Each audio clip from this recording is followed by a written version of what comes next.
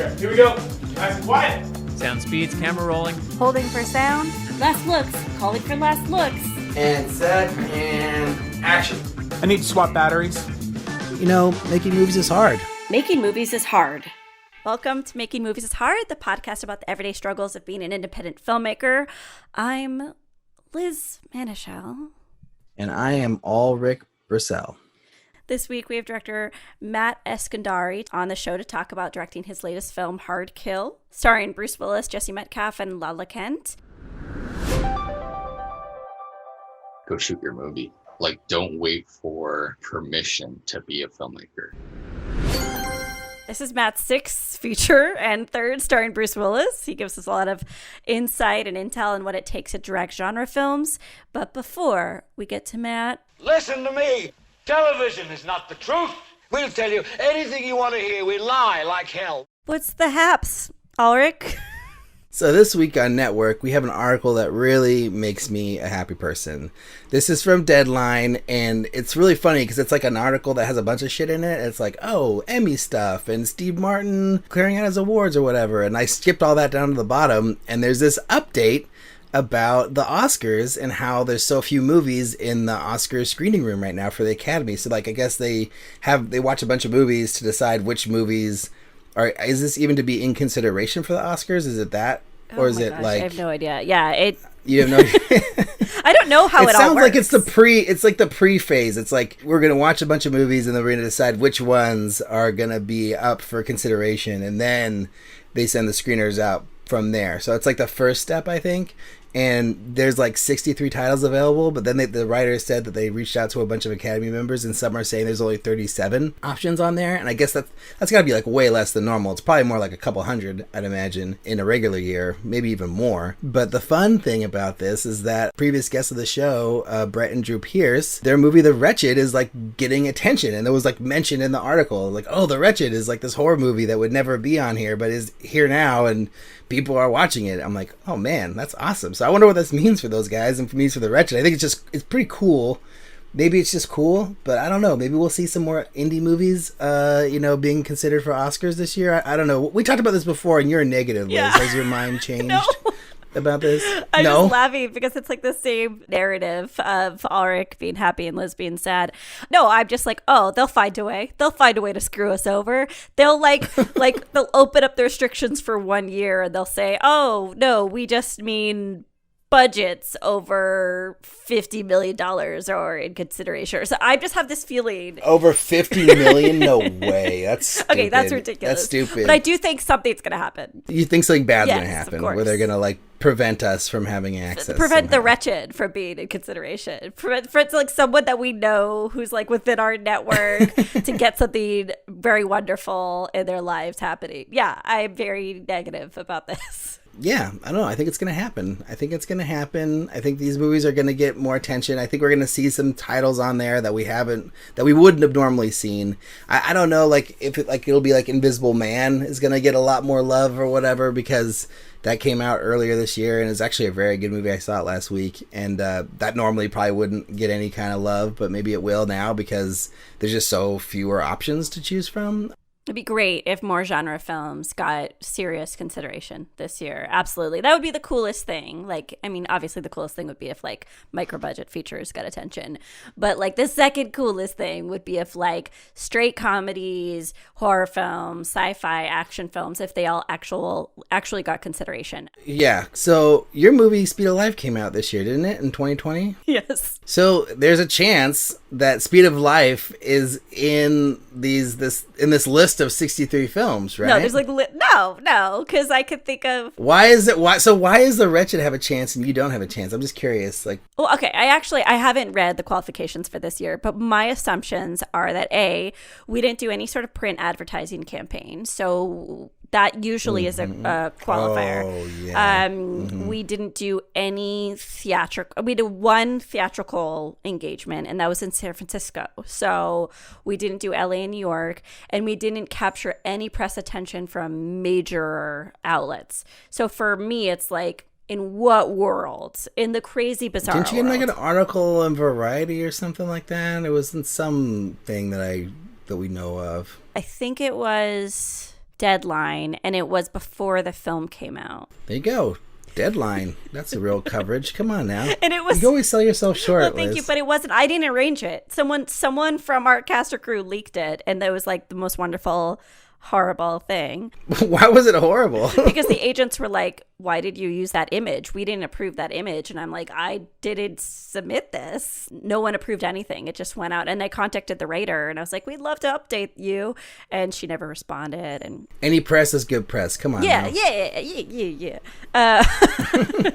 But I wanted to ask you about this. Berlin Film Festival is going to do unisex acting awards. Oh, which I think is weird. super interesting. It's like this is the year of all these like crazy changes. So what does that mean exactly? I think it's like It's best just like actor, like best performance. So there's no differentiation. Yeah. It's just going to be best actor and one award. So they're basically taking an award away. Well, I don't know exactly. I don't know like the accounting of it all. So maybe they, still have. I assume it would. I don't think they added on like ensemble, but it'd be conflating the two best actor and best actress categories together. So in that case, yes, it'd be one less award. Is it a good thing or? Oh, I was like so is excited. Is it a progressive thing? I thought do it that? was. I don't know. Maybe I'm foolish. To me, it just seems like they're taking away honoring two different categories. The lines of gender are definitely different than they were when these categories were designed. I think they should just be more inclusive. That's what I like about it. It's like it acknowledges the spectrum, right? The gender spectrum. But also, I think there was thoughts of these, like even 10, 20 years ago, there were people talking about getting rid of division by gender for awards. And I think the theory back then was like that women would blow men out of the water with all the awards and then men wouldn't get a chance. Oh, there's like all these different speculations. But then also it's like the quality of role is also up for debate here. It's like there are wonderful roles for women, but probably not as many as compared to those for men in terms of substantive characters who are like really fleshed out. So it's that are being made now, Right. but it doesn't mean that could change hopefully later. it changes. potentially. Yeah, so it's like it doesn't Hopefully seem it is dry. changing. Yeah, I know, but it's like, Right. this year is so interesting. Virtual film festivals. Yeah. It's all cool. I think it's a really interesting thing. Like, is that something that we should be moving towards? Like unisex, awards for acting categories. Is that a thing that's better, or is that like, I don't know. I'm not sure. Yeah, me neither. I don't really know what my opinion is on it, to be honest. Like, if someone asked me, like, oh, should we get rid of best actor and best actress and just have best actor for everybody? Like, I don't know if that's the better solution. I have no be idea. I honest. mean, I also think award shows are a crock of shit. So, like, whatever. But Right. Well, they mostly I are. do like shaking up the old guard, and I do like things that are Yeah. different. So for me, I'm just like, oh, I'm excited to see how this is embraced. I'm excited to see who wins and how the judges take to it. And then I guess if things evolve beyond that, other award shows or other awards evolve beyond that because of it. I was just excited for change. That was nice. Yeah, totally. Well, I'm curious to hear what people think. So if you guys have an opinion on this, you should just email us at podcast@makingmoviesishard.com or tweet at us or any of the things, because this is something that I really I'm curious. Like, where do people land on this? Like, is it the progressive thing to have a unisex acting thing, or is it like, let's just, be more inclusive in including people of all different Gender identities. Yeah. gender identities? Okay, yeah, into whatever category. I don't know. I'm curious. Yeah, no, I want to know also if other people think it's progressive or not.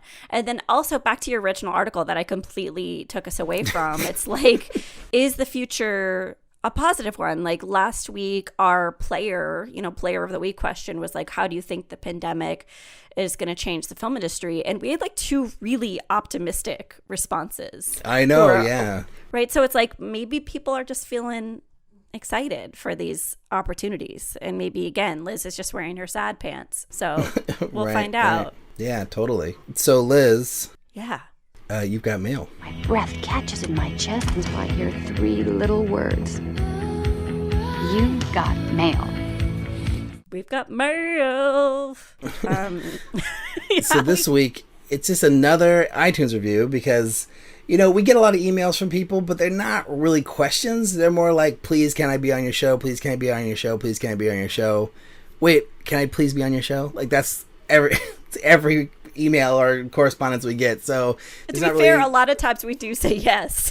We do. We often yeah, really are like, yeah, come on. I mean, we and if you have an interesting story, we're not going to shut you out, you know.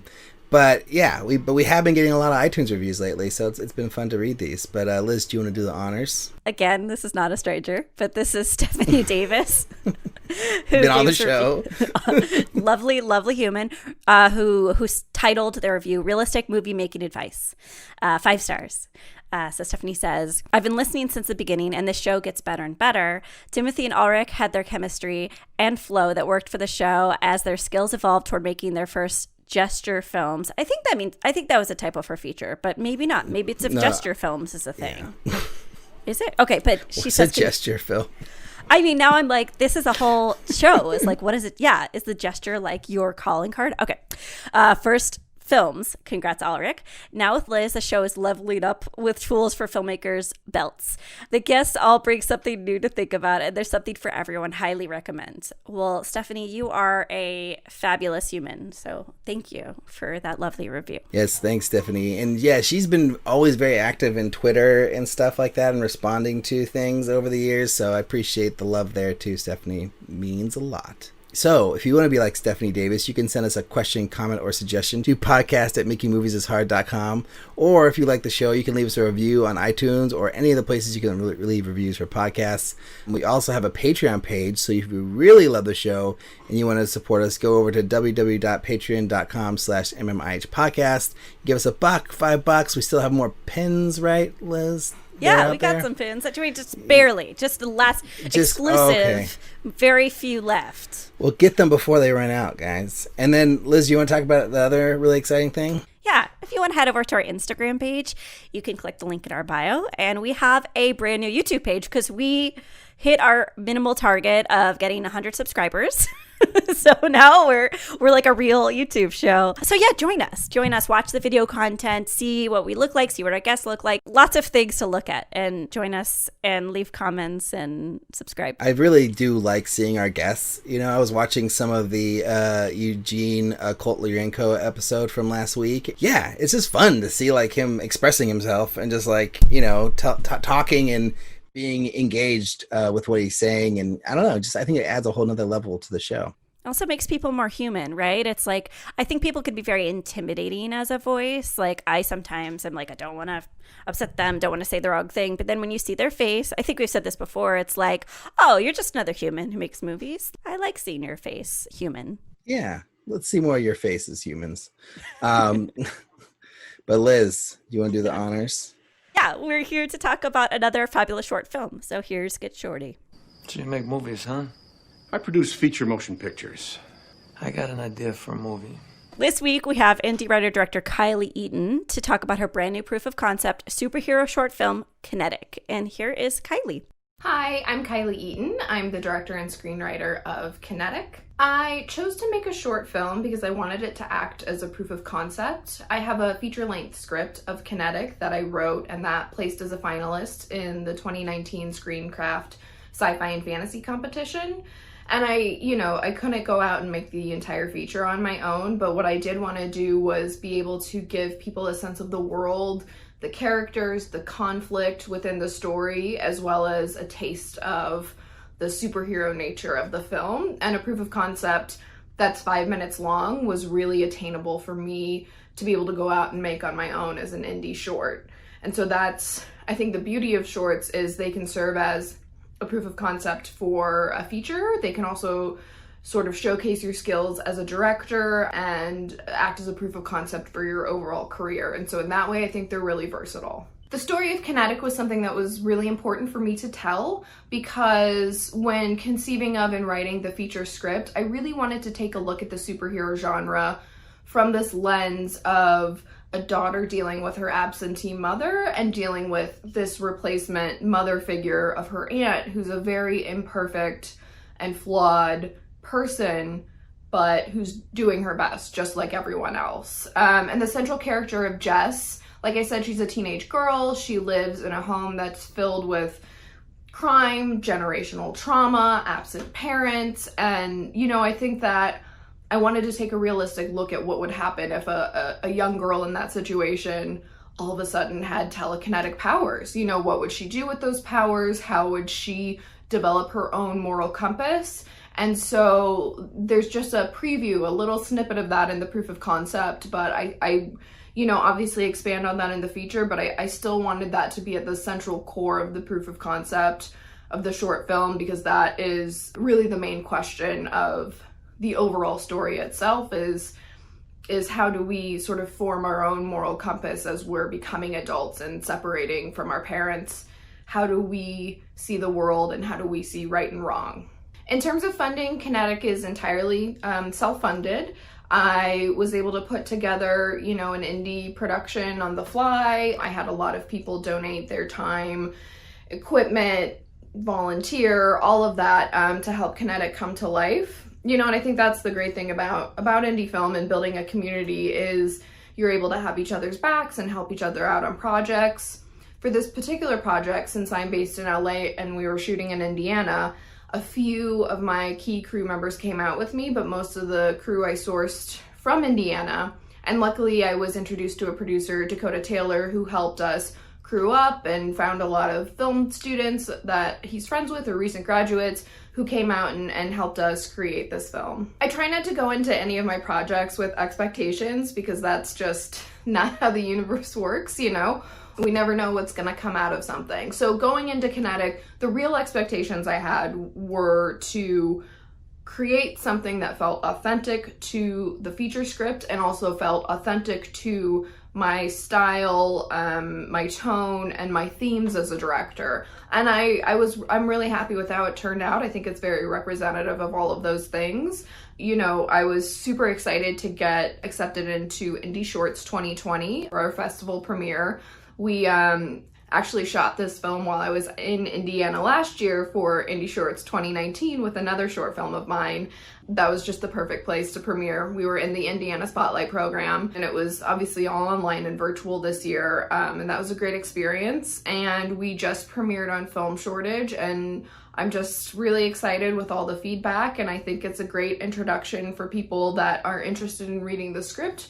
Once they see this, if they want to know more, learn more, read more, you know, they can reach out and read the feature version as well. So the purpose of the proof of concept of Kinetic, now that it's out in the world, I think is, like I talked about before, it's really both to showcase myself as a director and also serve as an introduction to the larger feature script. Now it's out in the world, everyone can see it. I think that, you know, if it catches someone's eye that's looking to produce a film, looking to finance a film, that's sort of the big goal with it. But I think really overall, I just want people to enjoy themselves for 5 minutes while they watch it. And, you know, maybe it connects with them on a certain level, and, you know, maybe it makes them interested in watching the rest of my work. And that's, you know, kind of always the main goal as a filmmaker, is to get your work out into the world. The inspiration for me to have the world die around Jess at the end of the proof of concept of Kinetic was drawn from the feature script. It's a little bit of a preview into the cost of Jess's powers. And I think that, you know, that part of the feature for me, I really wanted to bring into the proof of concept, because it is really a central theme. You know, Jess has these extraordinary powers, but nothing in life comes for free. There's always a cost to every decision we make.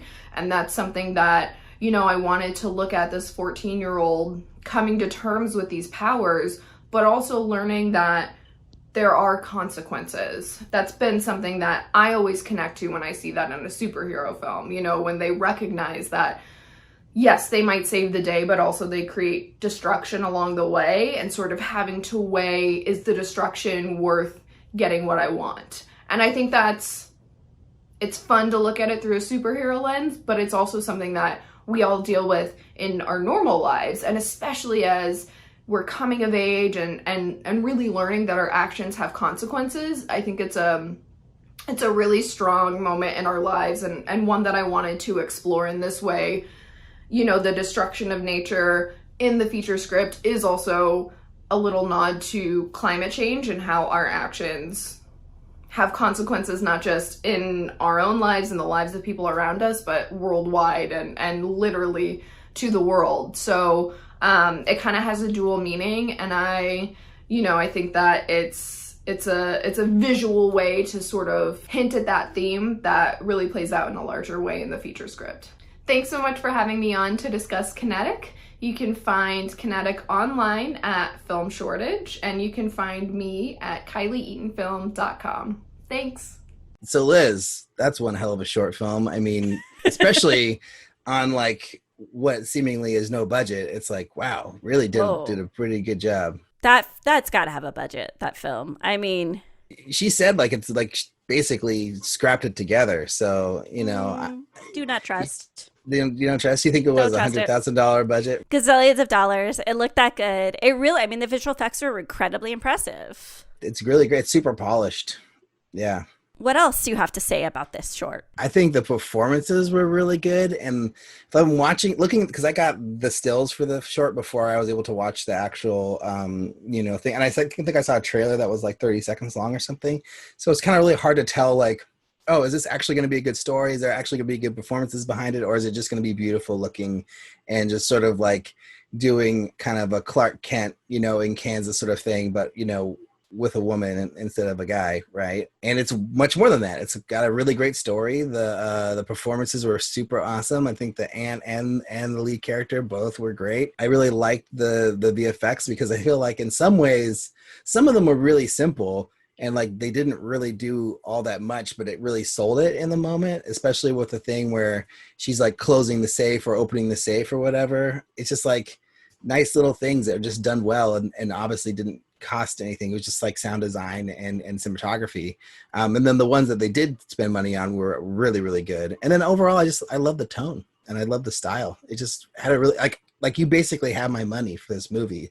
Like if this comes out, I would definitely go to the theater. I completely agree. I also feel like not just for seeing it in the theater, I was pretending I was an investor and I was like, I would like to invest in this director. I felt like convinced that she was capable, talented, proficient, like all of these things. And I keep thinking about the very beginning of the short, and I think it's just 3 shots. I mean, I know that I would have overcovered that moment. And I just love seeing like a film where you're like, oh, this director is confident enough just to like communicate things without like 15 different close-ups, without 3 million different detail shots, but with just like a plan in mind. It just felt very like choreographed. I really like, this is such a minor touch, when our lead kind of has her climactic moment and where she finds her powers, her eyes glowed green. And unless I projected that onto her, but it was like this very nice touch, right? And it really worked for me. But anyway, I'm obsessed with the performances. I thought it was really, really good. And it made me want to make a short. Like it made me think like this is the potential of a short coming to fruition. Yeah, it's really well done. And I'm really curious, like I wish I could have asked her now after we talked about it, like how many shots did they do for that opening? Did they do like 1 million shots and then in editing they just like use 3 of them only, that or was it really that specific? Like, no, we only need these 3 shots. We're not doing anything else. Because I've been on both sides. Like sometimes I've overcovered and then like only used a little bit, and then sometimes I felt like no, like I only need like 2 shots to tell this part of the story, and then I feel like I'm completely fucked because I didn't explain it enough. So kudos to you, Kylie, for getting it right. And just a reminder, if you want us to talk about your short film, do what we said to do earlier. Email us, podcast@makingmoviesishard.com. I will say that like everyone who sends in their shorts, I'm keeping a catalog of them. So, I'm going to go back to the well every time we need a new one, basically. So if you haven't heard from us and you send us your short, don't worry, I will respond. I'm also trying to just respond to people to thank them for sending the short film over too, because I know how like vulnerable that is to share your work. So yeah, thanks guys. But Liz. What about truth? What about the reality? What about the way the old ending tested in Canoga Park? So this week, as hard as I tried, I could not find anyone to weigh in on our prompts. And I know, boo! And it got me thinking, I think this is a really cool opportunity. Like we really want to promote women's voices. We really want to hear from themselves. We don't want to like prompt or prime anyone. We just want to hear what people have to say, and then we just put it on the show. But I think it's a little bit of a large lift for people. I'm getting comments where they would prefer to be interviewed, or they forget, or they say they'll do next week's. But I have to say, it's getting to be a little bit of a hassle to gather these sound bites. So I'm thinking maybe we take a little break, just a short break, and then reconfigure this segment so that it's easier for people and we get more people involved. Yeah, sounds good to me. I liked your idea, Liz, of just doing little mini interviews with people, just like schedule a time with them and just like talk to them for like 10 minutes and then like, have that be the segment versus pre-recording. Because I think, I don't know, maybe that'll make it easier for people to say yes, but maybe we'll run into the same problem. I don't know. But I'm curious. Yeah. Also, it's like I find that once you get 2 people or 3 people or however many people together, it's never going to go 10 minutes. You know what I mean? And it's like they're going to say something really cool. And like you and I are both going to be curious about what that means. And we're going to try to dig.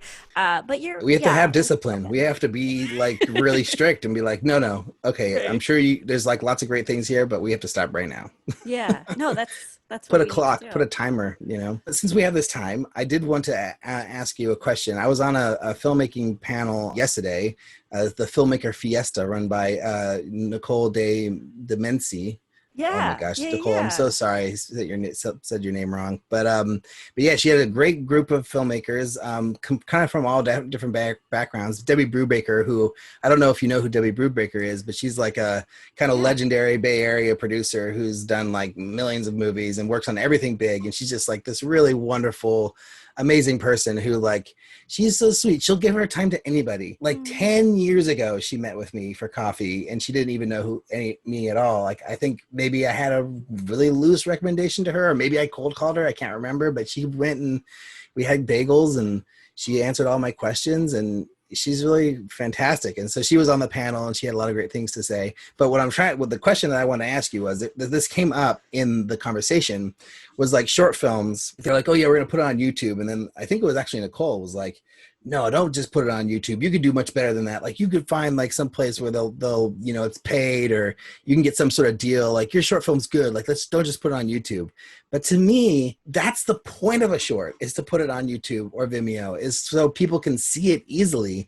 The point isn't to make money. It's so hard to make money with short film. And I bet you that these people who are putting them on platforms, they're probably not seeing any money, or if they are, it's probably like dollars, right? Like very, very little. So I don't know. I just think that like if you make a short film, you put all the trouble into it, you got to put it out there for people to see. Like Kylie's film. Like Kylie's film doesn't do her any good if people don't see it, right? That's the whole point, is it's this proof of concept to get people excited. So yeah, I don't know. That's where I stand on it. But what about you, Liz? Like, are you feeling like Kylie's film is on a website that's not YouTube? It's a Vimeo link, but it's embedded into her page. Oh, is it? But it's but it's available for free. Like you don't need to pay. It is available for free. Okay, so we always got this question. I worked at Sundance. They're always like, "What do I do with a short film?" And we would always say, "Put it behind an email wall, because an email is worth more than than 34 cents or whatever that you would get from iTunes if you sold it, and various other streaming platforms."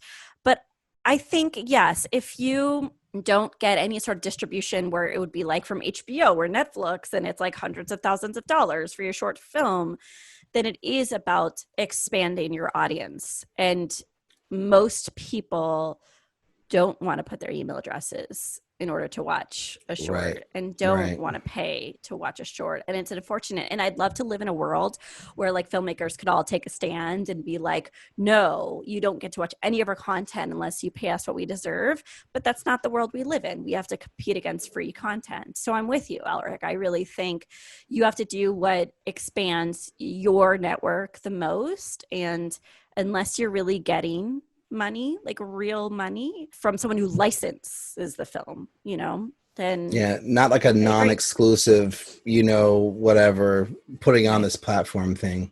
Oh, look, we have Matt.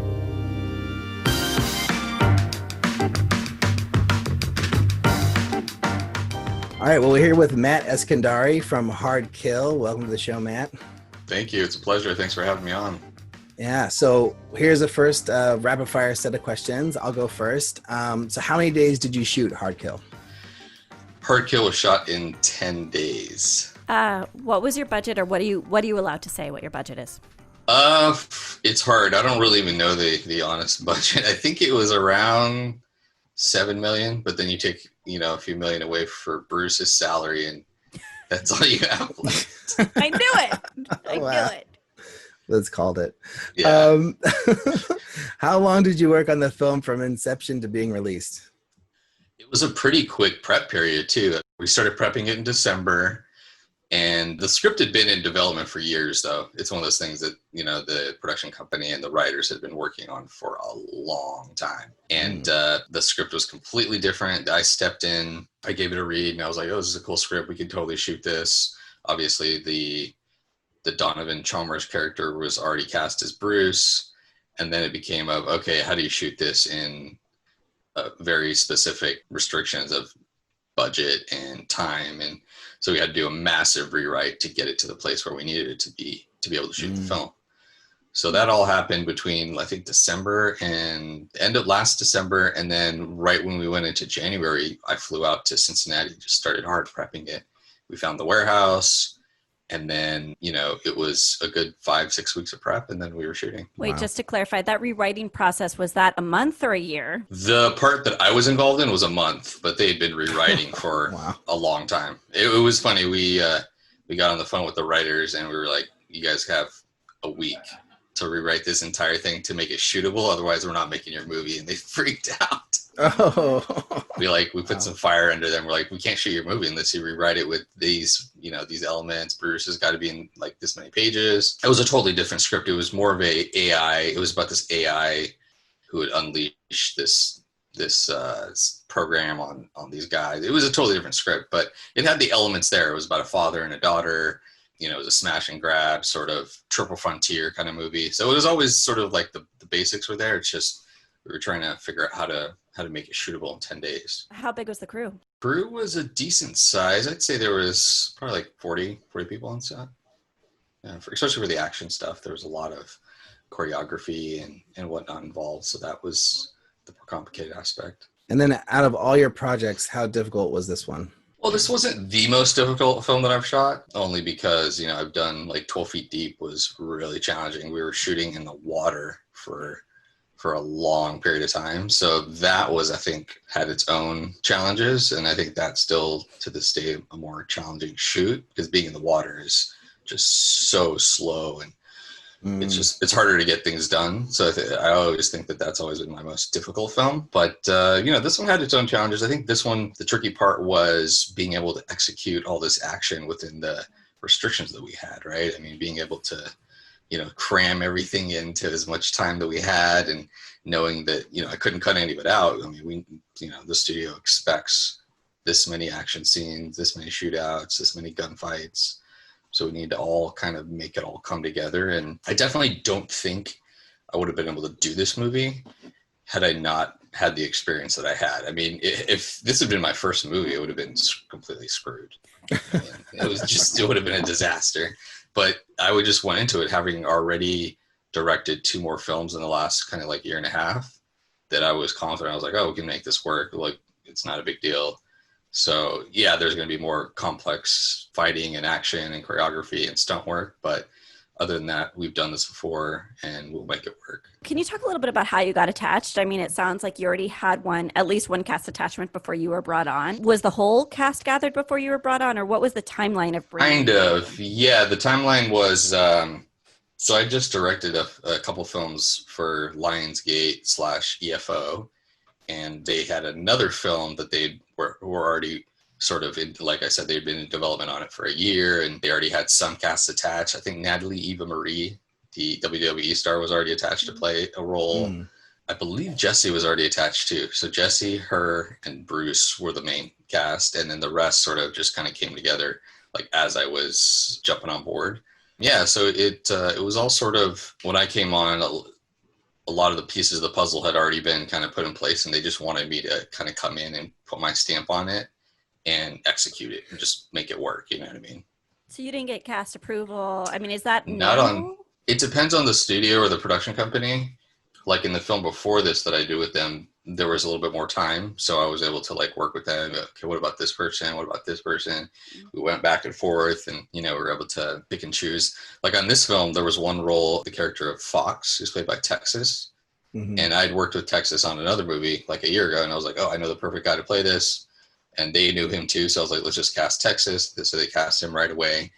So there was a couple of roles where I was able to be like, hey, let's bring this guy in, let's bring this guy in. But they have a different model. They have like a very specific model. It's based off of, I guess, the pre-sales of the movie. So they have to get a certain number of names, and they add it all up, and they work with their sales agent. And like every cast, they have to call the sales agent and be like, what do you think of this guy? Does this guy help us? No. Bring in somebody else. And I'm like, okay, shoot, let me call this person. And Randy and George have a lot of relationships with like talent and cast, so they like pull their strings as much as they can. So can you talk about getting your first movie with Lionsgate and EFO or whatever the company is, and like how that came about? Yeah. So that was sort of about like a year and a half ago. I co-written a script with a screenwriter. It was called The Long Night. It was a home invasion film, and we sold the script to them with me attached to direct. So I knew I was going to be doing that movie. And while we were in sort of development for that, because usually every time you sell a script, you're going to get notes back from whoever you sold it to. They're going to want to make tweaks or changes. So in the process of doing that, I'd already pitched how I was going to direct the film and this. So they started kind of familiarize themselves with me and everything. And then I get a call from one of the executives there, and he's like, oh, hey, we have this other script actually. It's called Trauma Center. It's about this woman. It's like Die Hard in a hospital. This woman's being chased in a hospital. And I was like, oh, really? Okay, let me take a look at it. Send it to me. And like, yeah, and the director, something happened, like he fell through or something. I was like, all right, yeah, send it over. I'll read it. So then I read it, and I was like, oh, it's a fun script. It's literally like Die Hard in a hospital. It's, so, and they're like, oh, and by the way, Bruce is attached to it, Bruce Willis.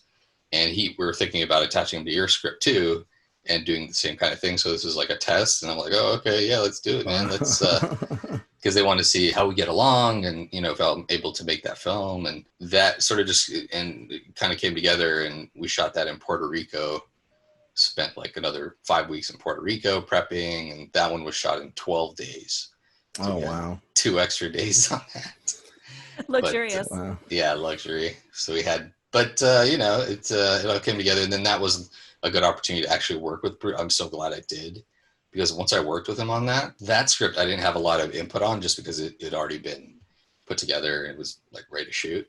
So I looked at a lot of the scenes that he was in, and I noticed the kind of character there was all these scenes where he was like reading exposition or doing a lot of random things. And I was like, why are they wasting Bruce Willis on all these like long-winded exposition scenes? And there's like no emotional stakes. There's no drama. It's just him talking, or, and I'm like, what is going on? And I noticed Bruce, like, he checked out as soon as you do those, like, he would do these boring scenes, but then he'd have like this intimate emotional scene with the main actress. He'd sit down, he'd run lines with her and everything. And I'm like, oh, whoa, like, we need to just only give Bruce scenes he wants to do. Like, why are we wasting his time on these terrible, like, this guy's a legend, man. Just have him do awesome scenes. So the second film that I did, which ended up Survive the Night, every scene I went in there and I was like, all right, if there's no emotional stakes going on here, I'm not going to have Bruce do it. So every scene, there's something going on between like father and son, him and his wife. There's a lot of depth, and there's actually a character arc for him in that story. You know what I mean? Like, we were able to actually have his character go through an arc. And I knew right away when he showed up on set for that one, I could just tell he was like on. And that was a cool experience. Yeah, like he liked the script better, Oh yeah, was more 100%. into the project. That's cool. 100%. Was that movie the script you sold, or was that a different movie? No, that was the script that we had sold. That was okay. The one. That's the script. Okay. Yeah. Nice. So that was the second one we did, and then, like I said, once we finished that one, we were in post, and then this one came as well. So it was like 3 projects within the course of almost a year and a half, almost 2 years. Wow. So it was a lot, but it was fun. I want to go back even further. Yeah. I watched on the lot, and I worked for someone who was on the show. I don't know if he was prevalent, like a prominent character, but his name is Michael Simon. He's a multicam TV director, and he was like one of the judges. Sounds familiar. Yeah, that thing. I mean, So for people unfamiliar, which is crazy if they are, because it was like formative for me, but it was a reality show for filmmakers, and there's not been a lot of those other than Project Greenlight, which I guess could be considered similar. But having gone to USC, and it's like now having this really prolific career, can you talk a little bit about going from being on the lot to, I don't even know what to say, falling into or being a part of the Hollywood machinery while also kind of maintaining and protecting yourself as an artist? Like, I'm just curious about like the whole, this is such a long question already.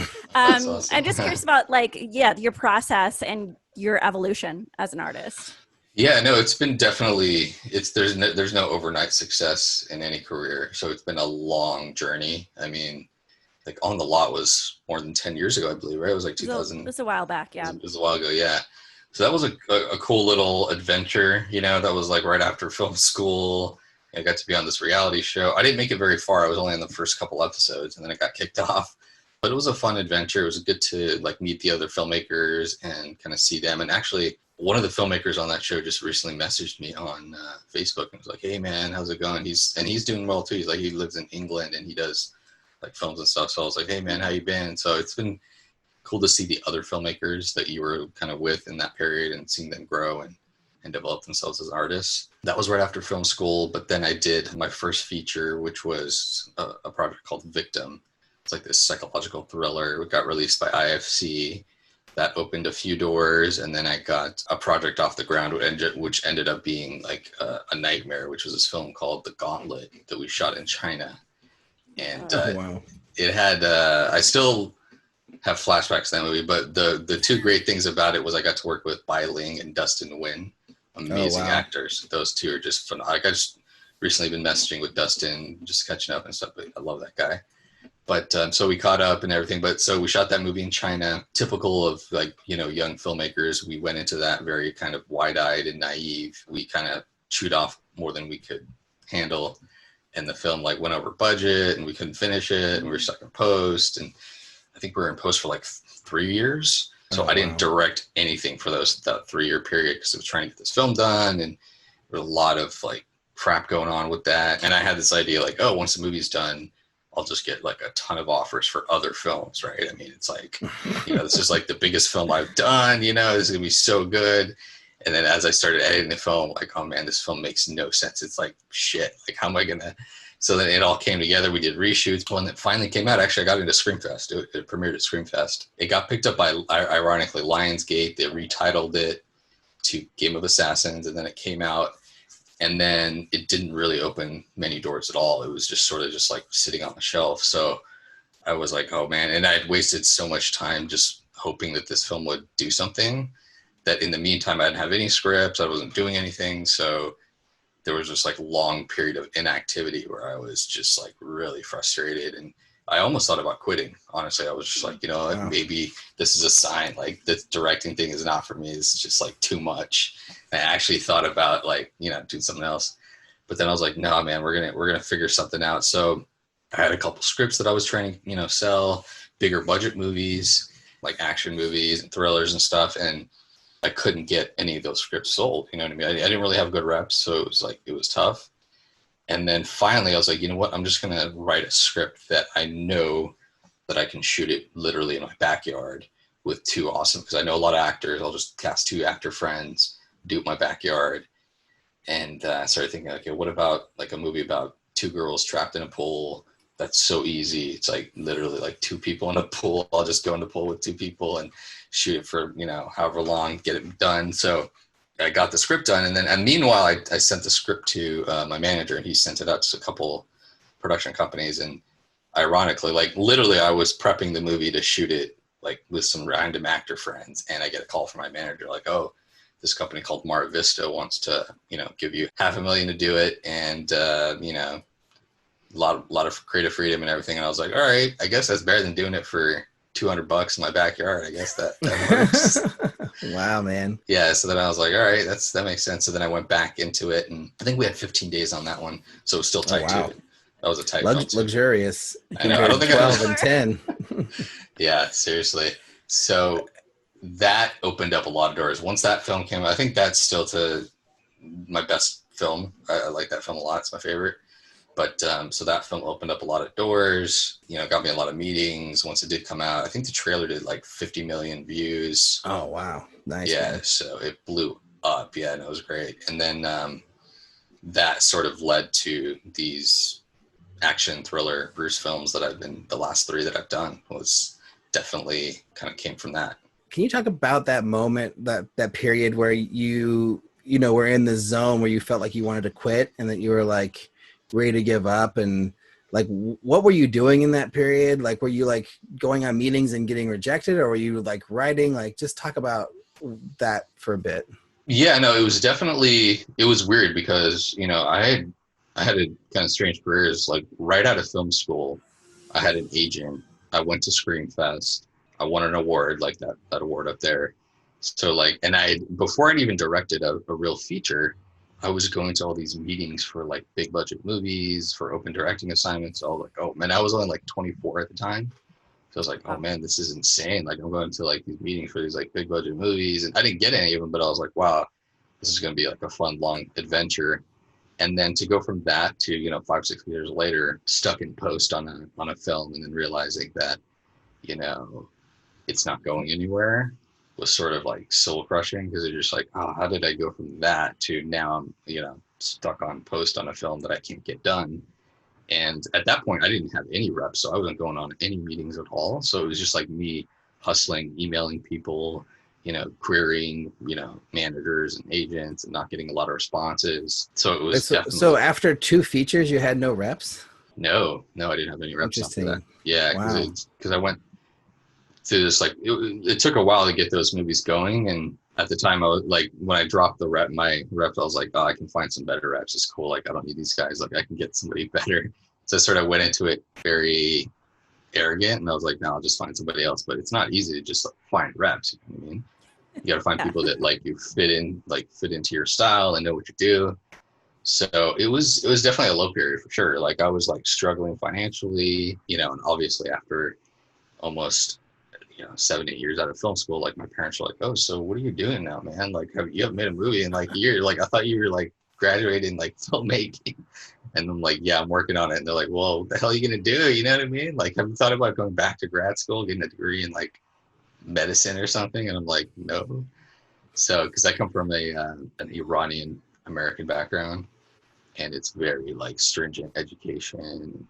You know, you're either a doctor, a lawyer, or, you know, or an engineer, basically. Like there's no other career options. So when I decided to go into this filmmaking path, there was always that sort of question mark from everybody saying like, oh, is this a real career? Can you actually do this? Can you actually make money from this? So it was definitely that all kind of came together at that point, and I had to like reassess everything.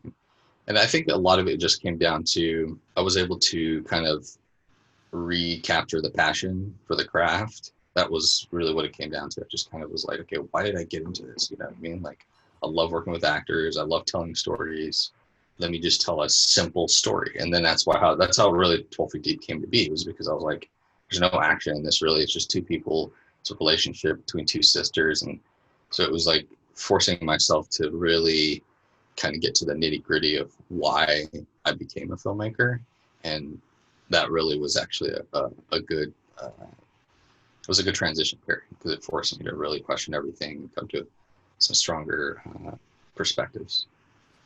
Was genre always the plan, or is it a means to an end, or what is, you know, because I'm seeing clearly a lot of genre elements in your work. Yeah, no, I consider myself a genre director. Like I love action, thriller, sci-fi. That's my sort of favorite kind of films. Like to me, it's like a film has to entertain you.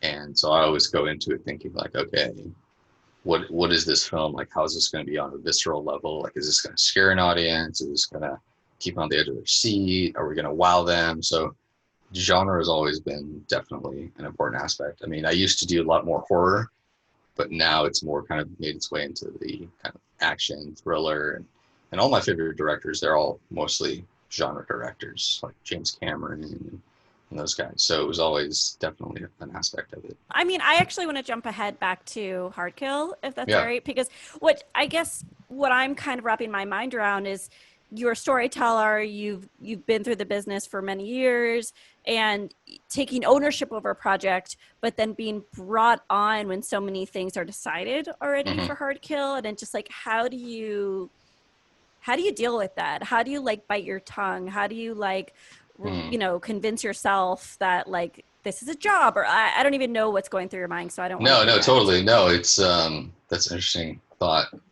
But yeah, no, there is that aspect of I just love being on set, you know what I mean? Like I just love shooting, you know what I mean? Like some directors or some filmmakers, they're just like, oh, I only like doing like, you know, this specific projects, like spend a lot of time working on it, developing it, you know, kind of that to me is like, man, just get me on set, give me the script, let's get to the movie. Like to me, it's like you can spend years on a script, years developing it, concept sketches, storyboards, animatics. Like I've been through all that before because I know. And if you don't actually shoot the movie, it's like the most frustrating thing in the world because it's just like the project never actually got realized. So to me, I actually prefer if a project is closer to being greenlit or is ready to shoot versus developing something from scratch and kind of ushering through and going through all this process. So like when a film like Hard Kill came to me, it wasn't a script that I'd written, but I had to look at it and be like, okay, what is it about this script that I kind of pull in from? And for me, it was like, oh, this is like this kind of reminds me of this, like the early 90s smash and grab action flicks that I used to watch as a kid. It's got a simple story, you know, it's not a lot of complexity to it, but it's fun, you know, and I get to play with some cool toys, blow some things up, and, you know, and work with some good actors. So that to me was sort of like the appeal to it. And there's that aspect of like, okay, like not every film is going to be like the one where you're like, oh man, so like the one right before this, obviously I was way more like invested in the film. And it was like this really, like, that's still my favorite of the 3 last films, the Bruce films. Survive the Night is my personal favorite. Obviously, I was more invested in it. I did develop a lot more. I just thought it was like, you know, the script was like, had a lot of complex themes, you know, but then for this one, it's like, yeah, there is that aspect of like, this is a job, man. I got hired to direct this film and execute it. And I'm going to do the best I can to keep, you know, my bosses happy and people that hired me, which are these executives. And along the way, I get to work with like Jesse Metcalfe, and, you know, he's a cool guy, and, you know, maybe we'll get to do another film with him in the future. So you have to take in every project as it's an opportunity to tell a story. And when I went through that period of time where it was like I wasn't making films, it was so frustrating. Like I told myself, like, dude, if you just get back on set again, just be grateful, man. You're back on set again. You're shooting, you're directing. Don't bitch and complain. Like you're on set. So like there were days where I'm like, yeah, it's tough. We're shooting a movie 10 days or 12 days, but I'm like, dude, I can't complain. I'm sitting on set here with Bruce and Jesse or whoever. Like, this is awesome, man. It's a dream, dude. I'm loving it. You know what I mean? So it was just being grateful because, you know, knowing that any film could be your last film. It could be the last time you're on set again because something could happen. Or, you know, I mean, I went through that period. So it was like it was important to me to be grateful for that. So I wanted to go back to just a little earlier about like your first movie with Bruce, and like when you're talking about how you had that like kind of test from the studio where they're like, if you direct this movie, maybe we'll make your this other movie that you sold us or whatever, you know, that situation. Like, how did you approach that project? And like, especially specifically working with Bruce, like, you know, walking in, that must be pretty intimidating. First time working with a guy like that, like, you know, what was your process to get ready for it? Well, it was definitely, you know, I'd heard some stuff about Bruce, like, oh man, he's tough to work with. Some directors, you know, I'd heard like Kevin Smith or these different filmmakers saying things like, you know, he's tough or he's challenging. I don't know how, you know, so I was a little like, oh shoot, you know, and then I look at Bruce's filmography and it's intimidating because you look at the filmmakers he's worked with and you're like, okay, he's worked with like every A-list director, Tarantino and all these other incredible directors of the last 20, 30 years. So you're like, how am I going to walk up to him and give him adjustments when like, what the hell, man? He's worked with like Tarantino, like what the hell?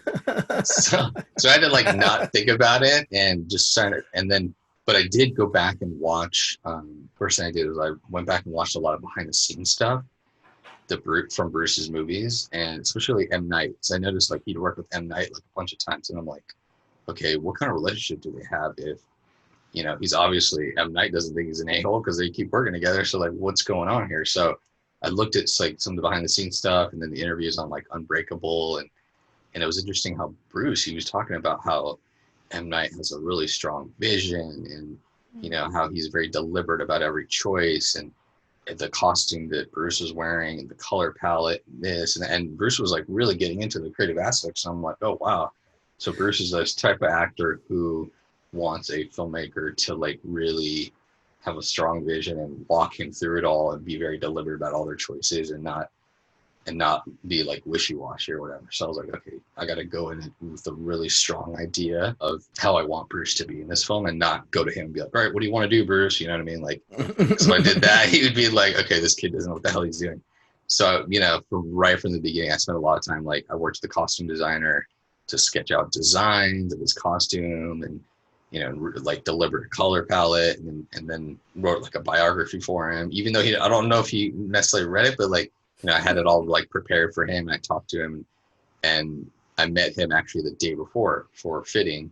So then I sat down with him and started talking to him about like the story and character. And he was like really receptive. And I'm like, okay, cool. Like he's down, you know what I mean? So it was, you know, it was kind of like feeling that out and then realizing like, no matter who they are, every actor, they all just want to have that trust, that relationship with the director and the filmmaker. It's just about trust. He just wants to trust that you're not going to make him look bad and you know what you're doing. So as soon as I built that trust with him, you know, it kind of just became like any other actor director relationship. You know, on set, I'd walk over to him and, you know, I'm not the type of director that's like screaming out directions, you know, I'm not like on a megaphone anymore. Just like I'll walk over and like whisper or just have like intimate conversations with different actors.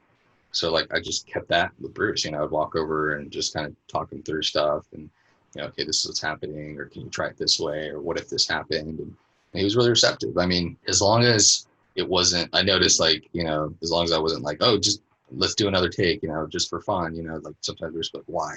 Like, why am I doing another take? And I'm like, just for fun, Bruce. And he'd look at me and I'm like, oh shit, he doesn't want to do another take. I'm like, all right, this one. So I'd have to come up with a reason why every take. Like, I was like, oh wow, man, Bruce will like, you got to know why you want to do every take. Otherwise he's like, well, why didn't you get, oh, you didn't get it?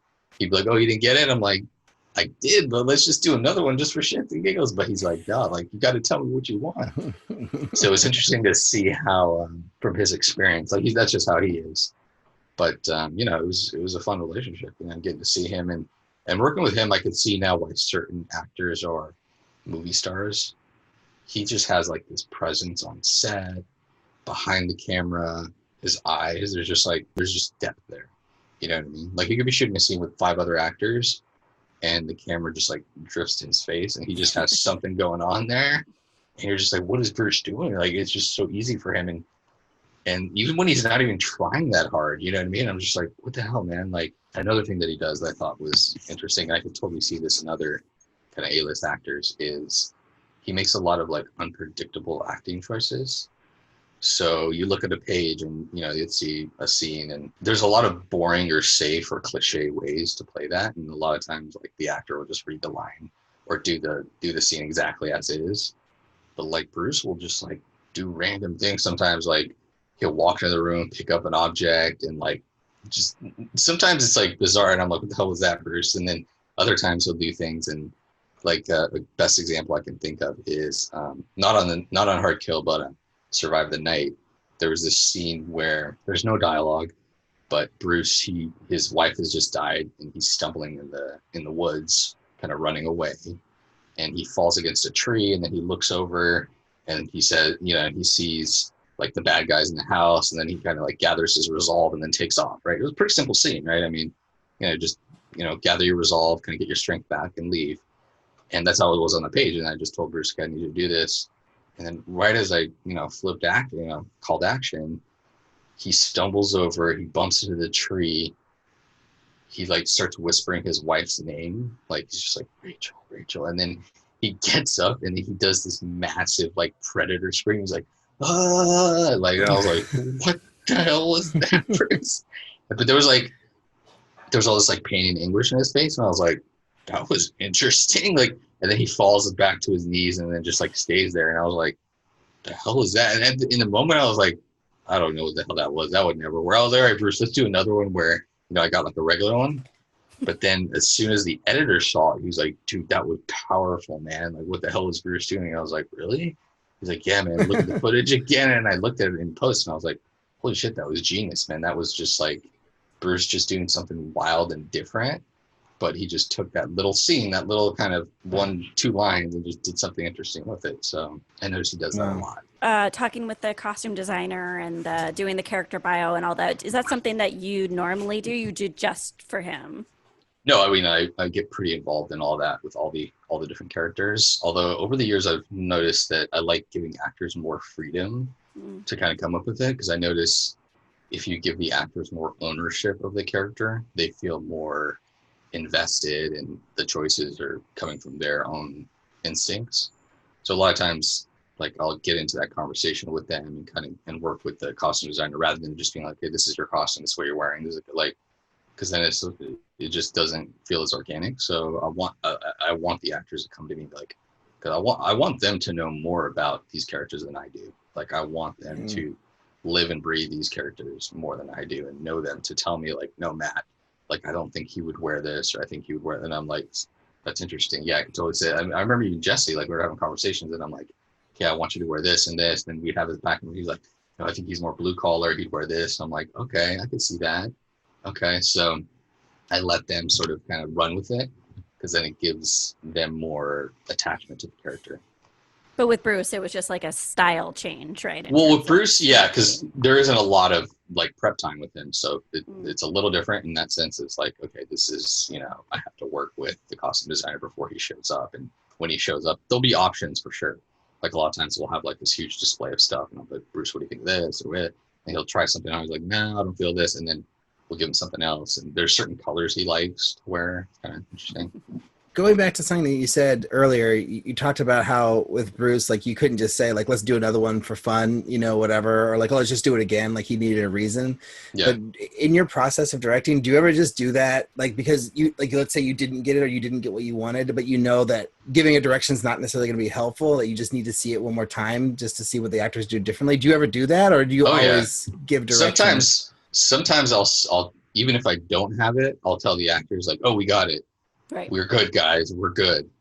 Okay, now let's do another one, just to have another one. Just do whatever now. So it takes the pressure off, because like once they think that it's in the can, then they start doing like more interesting things. Sometimes I've noticed that, where like once they think that like the pressure's off, they'll start doing weird stuff. So no, totally. I definitely will, and it depends. I mean, obviously on a 10-day shoot, there isn't a lot of kind of leeway to just keep shooting and shooting more takes. I mean, if we had more time, then you can kind of get away with more finessing.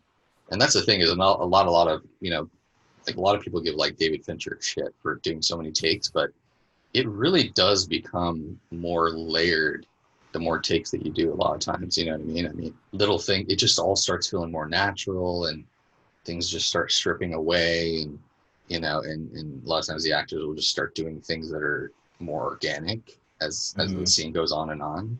So no, I mean, I'm definitely the type that likes to get more takes if possible, but like on Hard Kill, there just, there isn't that window of opportunity. You know what I mean? You just gotta move quickly and hope to have a couple options. So you're doing drive-ins for Hard Kill. Can you talk a little bit about the release plan and also your involvement in the release plan, being a director for hire? Well, for the release on this one, they're doing VOD and also some limited drive-ins, and they actually had a premiere at a drive-in, which was incredible. I saw the video, Matt. You weren't wearing a mask, and it stressed me out.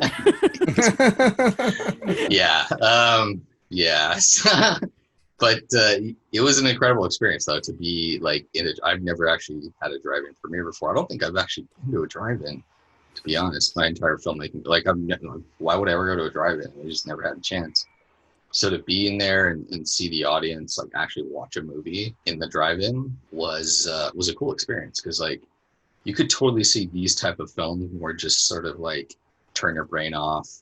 Action or thriller or horror is a perfect kind of movie for a drive-in, because you're out in the you're out there, and you're just like, you're in your car, and it's a very sort of visceral experience. It's so different from being in a movie theater. And at the end, like, the cars are honking their horns and getting into it. And I'm just like, this is awesome, man.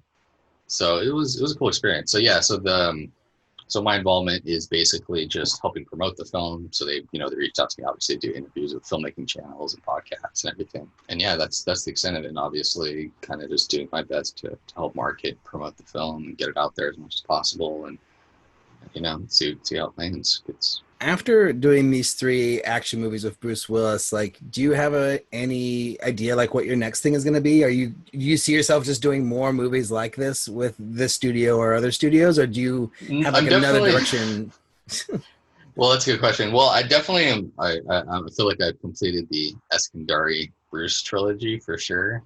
Like, it was a fun kind of period. So I'm definitely done with that. Obviously this whole Corona thing has thrown the entire industry and everybody into like a spin. So there's definitely a lot of, things are changing and we're trying to get back to set. And, so it's definitely been sort of like a transitionary period. I had one project that I was going to do originally over the summer, then it got pushed. So now I'm just sort of like, I don't know if that's going to even go back up again. So it's definitely like, I don't have anything set in stone right now. And partly it's kind of scary, you know what I mean? It's like you don't have anything like ready to shoot, ready to go soon. So it reminds me somewhat of before I did 12 Feet Deep in a way, because you're just like, oh shit, like what's your next movie? Like every time you make a movie, there's that fear of like, oh man, am I gonna get another movie? Like, what's my next movie? You always want to have it like lined up and ready to go. So there's that sort of like, that sort of like fear in terms of like, what's gonna happen next? But I feel like, now that people are kind of the restrictions and everything and understanding how to make a movie with these restrictions and COVID, hopefully things will become more solidified, codified, and rules, and people will understand what they can shoot, what they can't. And I'm hoping that by the time I get to set again, there'll be like very strict protocols and, we won't just be winging it. We'll know exactly like what we need to do. So yeah, I mean, we'll see what happens, really. We have a running question. Not really. I mean, we've asked a few people, but how they think filmmaking will be impacted in terms of the content. So you were saying how, you were back in the world of writing a script for, to shoot in your backyard. Like, would you consider going into something smaller with more ownership at this point because of the pandemic? Yeah, I mean, I'd definitely be open to it. I know a lot of producers like, do you have any pandemic-friendly scripts? And I'm like, what does that mean, man? Like 12 Feet Deep again? You want to go back to a swimming pool? Like, what is that? It's like the best phrase, pandemic-friendly. Like, I love that. Exactly. Yeah, so I'm just like, I don't know. I'll think about it. But I mean, I'm open to the idea. I don't foresee.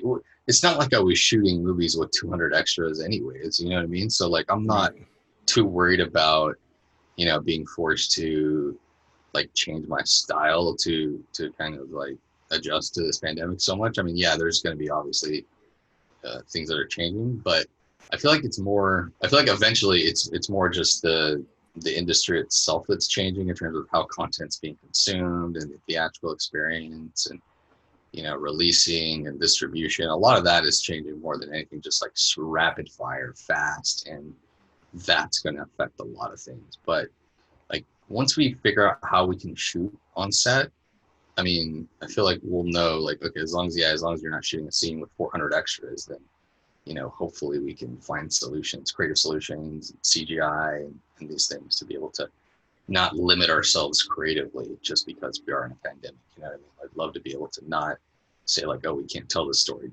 because we can't make it happen. It's like, there's always a solution, you know what I mean? There's always a way to do it. Yeah, we've heard some really cool stories about filmmakers making movies right now, in this time frame. It's like, yeah, there's all kinds of protocols, like there's all kinds of rules that SAG makes you jump through, but, people are doing it, so I feel like if other people are making movies, like, I think we all have a shot at it, just has to be the right circumstances. And I think also like the budget needs to be there for the COVID protection because like, I've been hearing $30,000 roughly in addition to your budget, for like a small, like 20, 25 person crew or something like that. Yeah. I don't know. I mean, I think like I was talking to another producer yesterday and she was just saying it's completely all over the map, like depending on the budget and the scope, but like she couldn't give me a hard number for like how much more COVID was adding to her budgets because it was so project dependent, So I think it's a really interesting time and I'm really excited to, to get the chance to go back out there and make a movie, but I don't know, probably not till 2021, I'd imagine.